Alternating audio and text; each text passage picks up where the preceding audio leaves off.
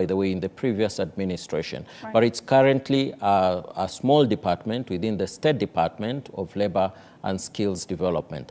This department has officers, very well-trained officers who are trying to match what the market requires with the skills that are available currently, and they are working with the TVET, the education sector, the TVET sector, in order to be able to then mount courses that can be of profit to our young people who are graduating from universities and other tertiary, institutions to gain the skills and eventually be able to secure employment. Right. Yeah. And when it comes to securing employment, the Federation of Kenya Employers are now saying that the employment outlook looks a little bit gloomy. This was last year due to the high cost of living, the added costs on NSSF and NHIF. How do we improve the employability of the youth looking at this particular outlook? I can assure you this is a short-term situation. Right. The cost of living is going to go down very, very soon. With the strategies that we have, I strongly believe that much as the FKE and employers are complaining as it is currently, within a year or two, the situation will change, and therefore, much as they have indicated it looks gloomy, it will no longer be so. Normally, when you put in place a strategy, there is an incubation period before you're able to realize results. And economists tell us that it takes about 2 or 3 years for you to realize those results. Right. And therefore, I would kindly request, the business community, the enterprises that we have within the country, not to be impatient. Right. The strategies that are in place, I guarantee you, will change the economic outlook as it is now, and they will be able to employ more people. So you're saying, let's bid our time, let's be patient. Absolutely. A year or two.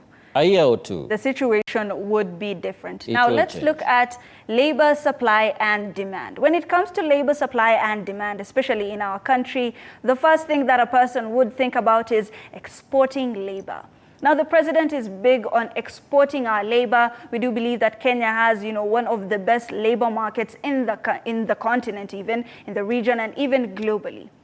How are we exporting labor? First of all, let me say the president is spot on it. Right. There are the models that we can emulate of countries that were able to export their labor, and as it is now, the economies have expanded. And we can cite them. South Korea is one of them. They exported a number of young people to Japan.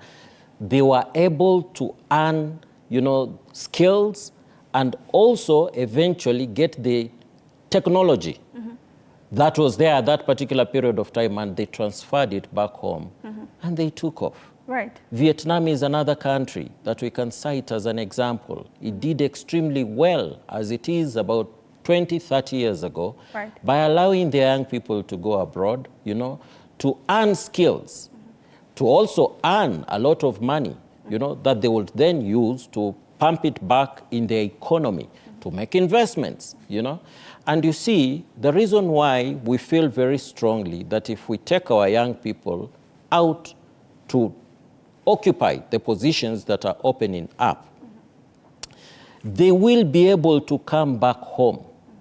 The remittances, of their earnings and invest in our local economy. Right. What will that do? By investing in the local economy, establishing enterprises within, they will be able to employ other young people within our country. Right. Yeah? So you can see the advantages are immense. They are getting employed, they are earning some good money, they are remitting this money back to the economy, and mind you, they are earning in terms of foreign currency, So they are plowing back a lot of foreign currency into our local economy, and therefore we are guaranteed that our economy will expand. Right. Secondly, foreign currency, foreign diaspora remittances, as it is now, surpass what we are getting as foreign currency than the traditional cash crops Right. that we used to export, you know, years back.